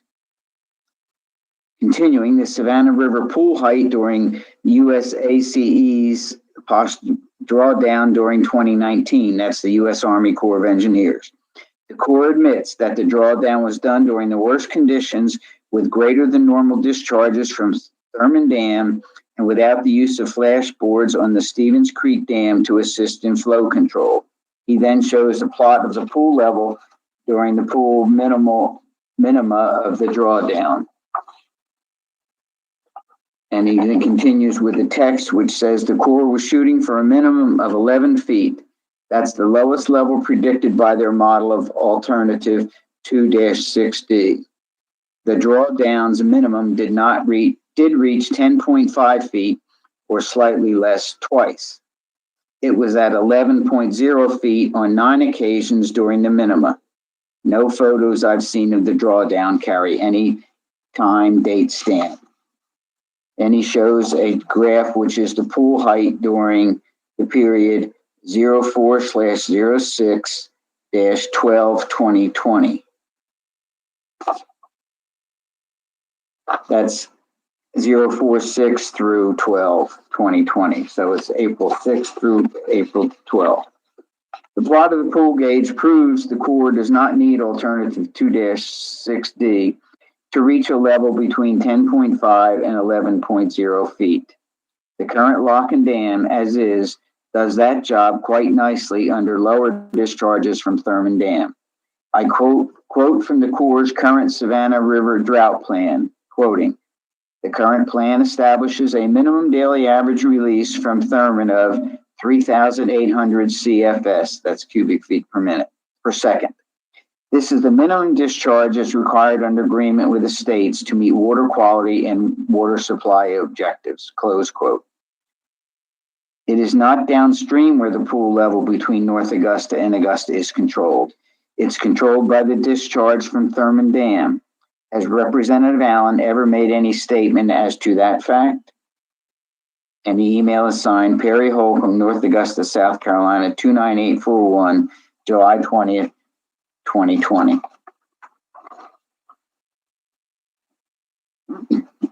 Ms. Lamar, are there any other comments from citizens? No, sir, not for item number 12. Okay, thank you. Council, do you have any comments? Mr. Mayor, Yes. if I may, I received a copy of that email as well. I think Mr. Holcomb is a little confused because, it says 114. That is above sea level. The gauge he is showing, if I'm not mistaken, is the actual height above what the bottom of the river would be. I can tell you, being out there boating, like under the conditions we're having right now, it's between 15 and 16 feet right at the Fifth Street Bridge where that gauge is located. I think he is confused and trying to say, 14.5 was never reached. And no, but there's two different things he's using. 114 is the level above sea level. There's no way to measure that from the Fifth Street Bridge. I believe that Fifth Street Bridge gauge is off of the bottom of the river. So, that's my thought on it. I could be wrong, but I'm pretty sure on that one because I can tell you, the scientific data, I saw it when it was drawn down. I went down to our public boat ramp and saw our public dock sitting on the ground. There is no way you could have gotten anything more than a John boat in the river using our public ramp. So, I'm in big support of this. Some of these facts just be denied. People that have docks all up and down the Savannah River on the Georgia and South Carolina side that were sitting on the ground.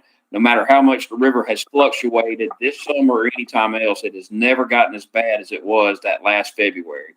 It is pretty low right now, but it's still navigable. You can still get to the shorelines. The docks are still in waters.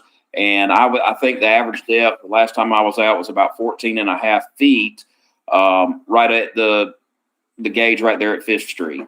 Now, I could be wrong on those, but I'm pretty sure that's what it is. I mean, just like with Clark's Hill, it's measured at 330 feet above sea level. That does not mean it's 330 feet deep. Those are two different things, and I think that might be where some of that's coming from. I'm all on support for this. I have been. If we lose that locking down, we have no control. The idea that, Mr. Holcomb stated that the flow, our level is the flow from Thurman Dam is just ludicrous. That means the lake level at Lake Thurman is controlled by the lake above it. And no, it's the dam holding water below it. So I'm in support of it. I read some of those and again, I could be wrong, but, I don't need science to tell me that when they did that drawdown in February of 2019, I mean, it was horrible. So I just wanted to put my 2 cents worth in. Thank you. Any other comments?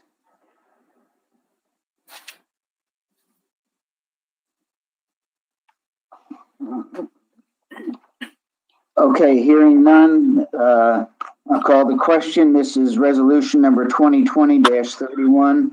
It's a resolution in support of legislation regarding the new Savannah Bluff Lock and Dam. Mr. Brooks? Yes. Ms. Carpenter? Yes. Mr. Dickert? Yes. Mr. McGee? Yes. Mr. Fresnel? Yes. Mr. Toole? Yes. And the chair also votes yes. The resolution is approved unanimously by a vote of 7-0. Okay, moving on to item number 13 under planning and development. It's ordinance number 2020-18, amending Article 3 signs of the North Augusta Development Code, Chapter 18 of the City of North Augusta, South Carolina, Code of Ordinances. Do I have a motion to approve ordinance 2020-18 on first reading?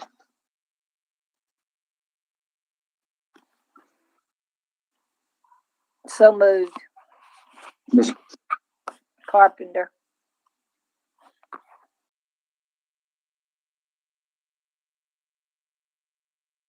Oh, I'm sorry, I was muted. I didn't mean to be. Is there a second? Second.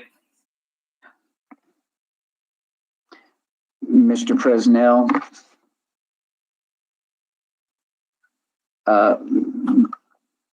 Ms. Lamar, were there any citizen comments provided? Yes, sir. The first citizen comments are from the Holy Church. And it reads, the Holy Ministry appreciates as well as respects the zoning board's concerns. However, we do not agree with their reasoning for denial. Be Ye Holy do not feel we should be liable or penalized for what other churches or businesses could potentially do if you vote in favor to allow us to erect an LED sign at our church location. We request that you reconsider and favor our petition. This will be very beneficial to our church and surrounding community. Below are a few examples of similar situations where churches in the state of South Carolina who were allowed to erect an LED sign resulted in continued positive impact on the community. Example 1, in a total of 3 miles, you have a total of 5 churches in which 2 of the churches do not have an LED sign. This comment supplies a graph of 5 different churches on Hardscrabble Road in Columbia, South Carolina. The second example with map and graph is a total of 0.8 mile. You have a total of 3 churches in which 2 of the churches do not have an LED sign, and that is on Raven Road in Columbia, South Carolina. Be Ye Holy Ministries Incorporated is on a stretch of road with a total of 4 churches in a 2-mile radius with no LED sign. Second Providence Church on Old Edgefield Road, Our Lady of Peace Catholic Church at 139 Way of Peace, North Augusta. Be Ye Holy Church of God in Christ, 1117 Seymour Drive, North Augusta, and Emmanuel Baptist Church at 615 Old Edgefield Road in North Augusta. In closing, to imply or to predict what other churches or businesses may or may not do as a premise to deny Be Holy permission to install an LED sign is illogical. Furthermore, to suggest that we look elsewhere to install the Be Ye Holy church sign on another property away from the church defeats the purpose. If the concern is the number of signs within a specific area, please add language to limit the number of lighted signs within a specific radius of your choice, for example, 2 miles. By prohibiting Be Ye Holy Ministries from acquiring and erecting an LED sign in front of the church equates to preventing our ability to brand and reach out to the public 24 hours a day, which can be utilized to provide a comforting message, welcome guests, or inform people when the next service is taking place. While sharing all this information is essential, visibility is the key. Please consider Section 2B1 of the Religious Land and Institutionalized Persons Act, RLUIPA, which states that religious assemblies and institutions must be treated at least as well as non-religious assemblies and institutions. This is known as equal terms provision of the RLUIPA. Section 2A of the RLUIPA bars land use zoning restrictions that impose a substantial burden on the religious exercise of a person or institution. We thank you in advance for your consideration and look forward to a continued partnership to enhance our local community. Respectfully submitted, Joe L. Newsom, Pastor, Be Ye Holy Ministries Incorporated. I also had a second set of citizen comments. While they are not directly related to the ordinance you're considering tonight, they are somewhat related. I have over 115 emails that were received since the weekend from Victory Baptist Church. I will start with their comments from their pastor, C.T. Townsend. Dear members of council, thank you for the opportunity to address the members of the council. Thank you for your leadership and service to the amazing citizens in our community. It is a privilege for our church to be located in an area with community leaders that care about the people, businesses, and churches in our community. We share a common bond, and that is service and love for people and for community.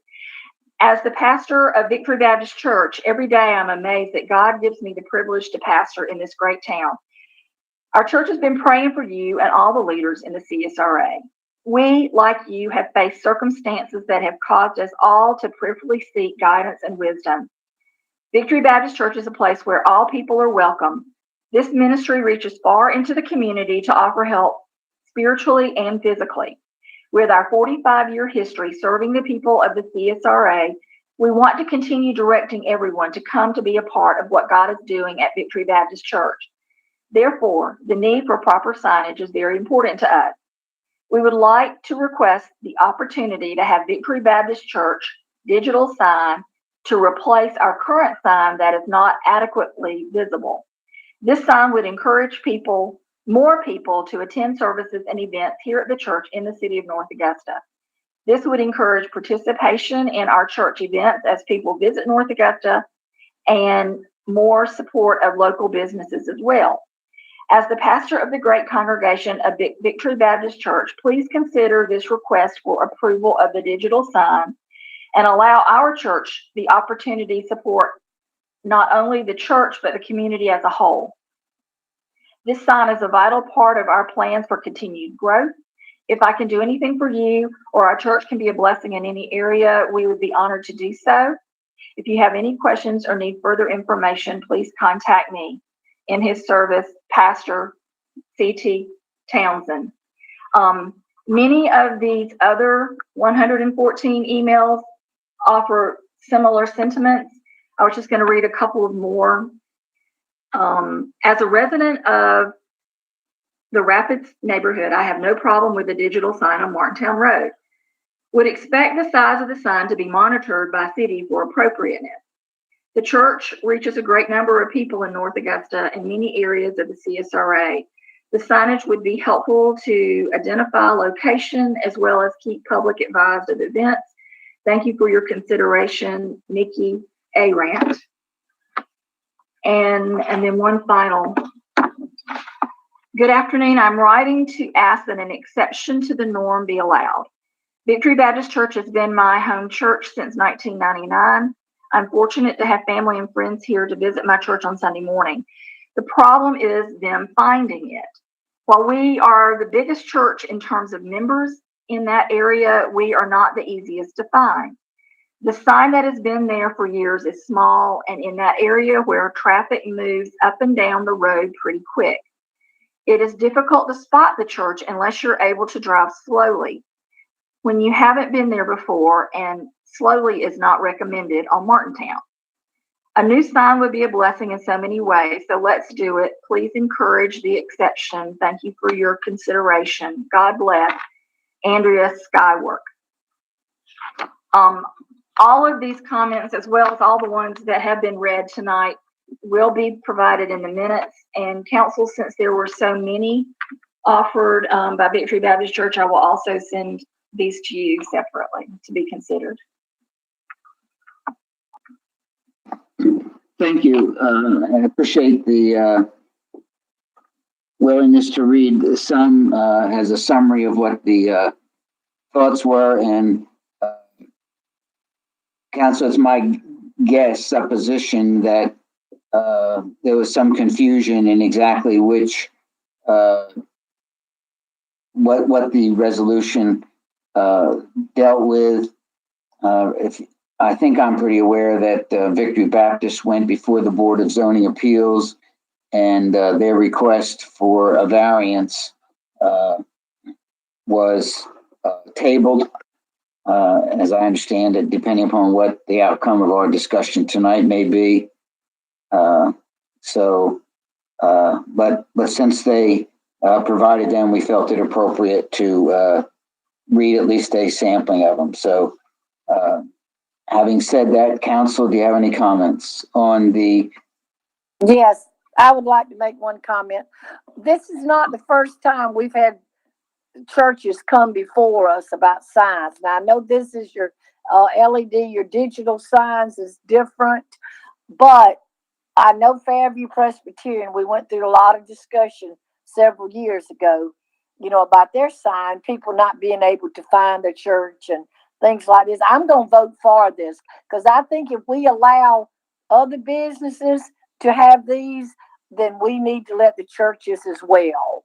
And especially, I'm telling you, in this day and age, if we don't cry out to our Lord now, we might as well never cry out to him. Thank you. Is Thank Libby, you. Mr. President. Go ahead. no, I was just wondering if Libby was still here, because from what I understood, Libby, is this just for, I'm confused on this as well, because originally I thought it was just granting it in residential areas, but from what I understood, I thought reader boards were illegal, period. Can you reiterate on that? Because I'm confused, because Victory Baptist is not, I don't think it's technically residential. There's not any homes within a mile of there, but now I'm confused too. So Victory Baptist is in a residential district as well. And reader boards are allowed, but only in select zoning districts.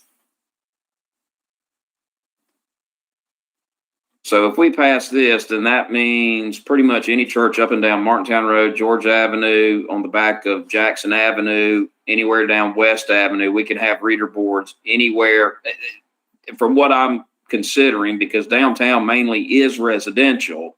So if we pass that, that means, First Baptist Church could have one on their backside. Grace could have one on their backside, because that is in a residential neighborhood on the backside of those. Is that correct? It depends on the zoning.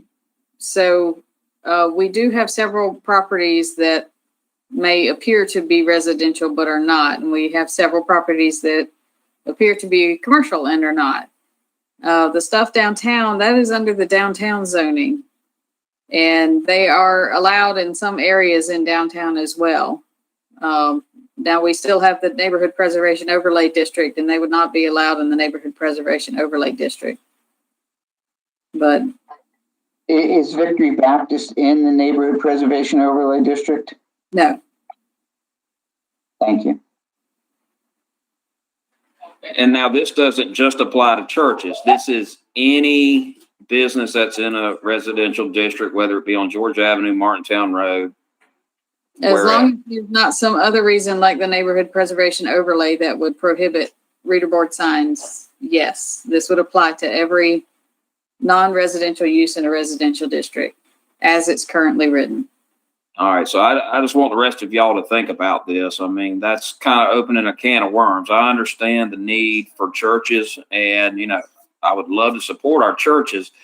But however, what's not to say that the insurance agent that's in a house doesn't want to put a reader board, and then snow cap or whoever else. I mean, where does it stop? I think Fletcher made a comment during the study session about, next thing you know, some of these streets could look like Washington Road. I don't think that's what we want to do. I mean, that's my 2 cents worth on it. Maybe this is something we need to study and talk about a little bit more. But that's, if I had to vote on it right now, I can't vote for that, because there's too many, it opens up too many worms, in my opinion. Were you suggesting that you're going to make a motion to table it? I think it is something that we probably need to discuss. I don't know if I'll have any support on it, but I think it's something that needs to be discussed a little bit further, especially with Libby, maybe to give us some options or how we can word it. Because I just feel like if we pass it as is, that's going to open up, everybody can do that. So if it's all right with you, Mr. Mayor, I would like to make a motion to table this for further discussion. Okay, I have a motion to table it. Do I have a second? Second. I'll second. I heard Mr. Brooks. This is again non-debatable. I'll go immediately to calling the question. Get my notes here if you give me a minute.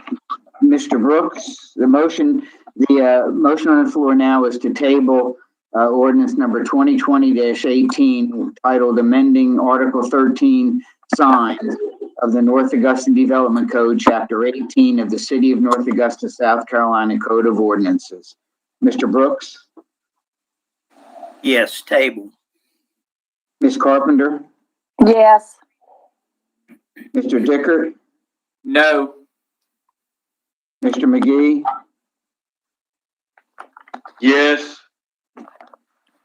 Mr. Presnell, Yes. Mr. Toole. No. The chair votes yes to table. The ordinance is tabled by a vote of 5-2. That concludes the active part of the agenda. Are there any administrative reports tonight? No, Mayor, there's not. Okay, thank you. Ms. Lamar, are there any additional citizen comments tonight? Yes, sir. I have one other additional citizens comment of an item that's not on the agenda. This is addressed to North Augusta City Council. Attention, Mayor Bob Pettit, and it is entitled Unify North Augusta, Our Official Demand of the Meriwether Monument Removal. North Augusta is a city like no other. We are truly a gem resting along the Great Savannah River. Our town boasts of friendly folks, great schools, small town southern charm, and wonderful amenities. Unify North Augusta is proud to call this city home, but we must shine a light on a despicable stain that haunts our beloved town. The Meriwether Monument, located at Calhoun Park, is a divisive racial symbol that has no place in our town center. Since 1916, this monument has stood as a trophy to the Hamburg massacre that took the lives of 7 Black men. For 104 years, the Hamburg 7 have been unjustly mocked, along with the other men and women who were overrun and tortured by the murderous mob. The Hamburg massacre is a dark period in our history, and this monument was erected to specifically glorify the loss of life and to reaffirm white superiority. Take the words of D.S. Henderson, who gave the unveiling speech on February 16, 1916. Out yonder on the slope of the hill is a beautiful town of North Augusta in Aiken County, which was the oriflamme of the white man's revolution.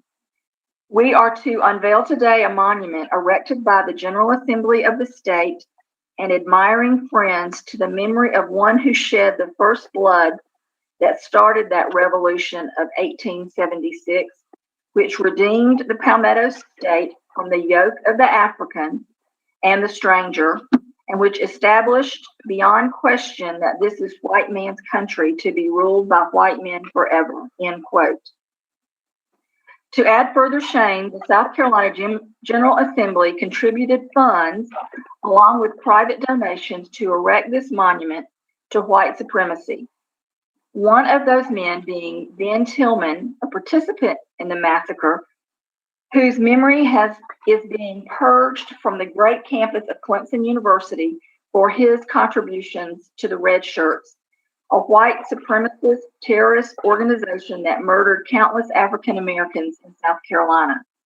While we acknowledge the city's efforts to find a solution that, quote, tells a story, unquote, we feel the effort will not erase the message and the spirit of white supremacy this monument conveys.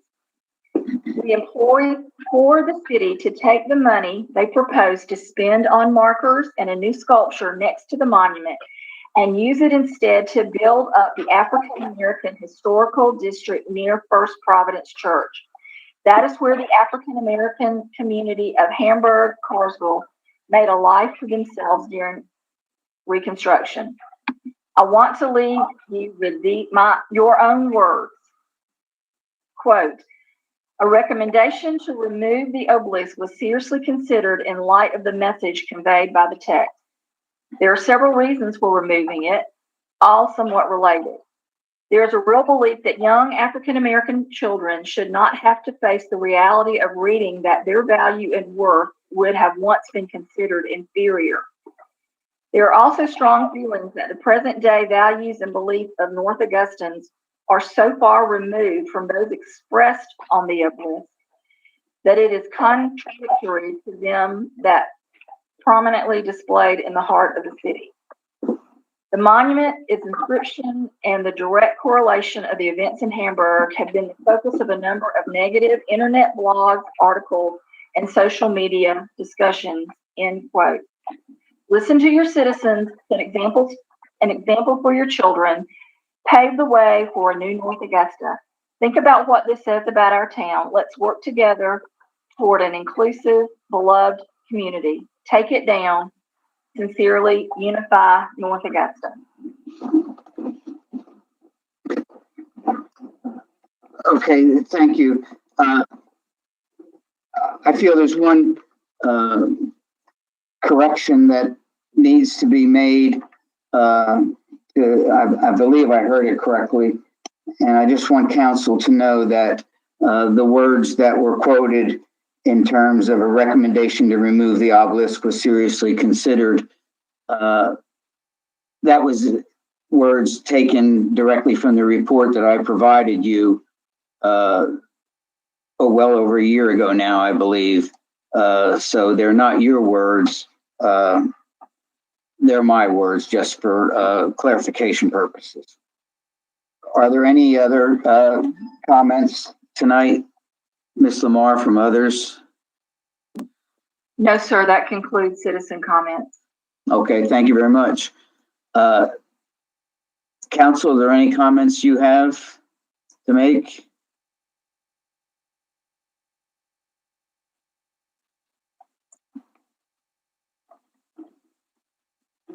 Okay. I have a couple of things I'd like to mention. First, I want to take a moment to thank the leaders and staff of our public safety department, and of course, starting with Chief Thomas. And I want to thank them for their efforts that they put forth daily and continue to put forth to protect the residents of this city and their property and the property of the city. As I've told the chief on more than one occasion, his primary duty is to protect the safety of the officers, and immediately behind that is protection of the people and their property. In this day and age, that task is not an easy one, and just how well they do it is reflected in the security that we and other citizens experience on a day-to-day basis, and also, I think, the pride that our citizens take in North Augusta public safety. And I want to thank all of the officers for their efforts. This is a difficult time, and for a number of reasons, and they do very well. The second item is on a totally different vein. As some of you know, Pastor Alex Pope, First Providence Church, and I converse rather frequently on a number of issues affecting the city. And he made a suggestion to me, and I'm embarrassed to say that it's been some time ago, particularly in the midst of this COVID epidemic that we're dealing with, or pandemic. And I've given it a lot of thought, as he has, that we think it's important to kind of have somewhat of a weekly prayer session, in the morning, maybe from 6 to 7, be citywide. We're not asking for any gathering place. It would be an individual in your own private area, just to think about this COVID-19 pandemic, and then also to pray for you and I as community leaders, our national leaders, and certainly, as I just mentioned, our public safety. I think it's important we focus on, the good that we can do in this city, and to pray for the protection and safety of all children in the city as well. So I'll be making a formal announcement of this in the near future, just in the coming days, but I would ask council, as it suits your schedule, to recognize the importance of, a time of meditation and prayer for this city, its residents, and also for our nation. So I just wanted to mention that as something that I'm going to be talking about. I have nothing else. Are there any other last minute comments or thoughts that you have? Hearing none, this meeting is adjourned.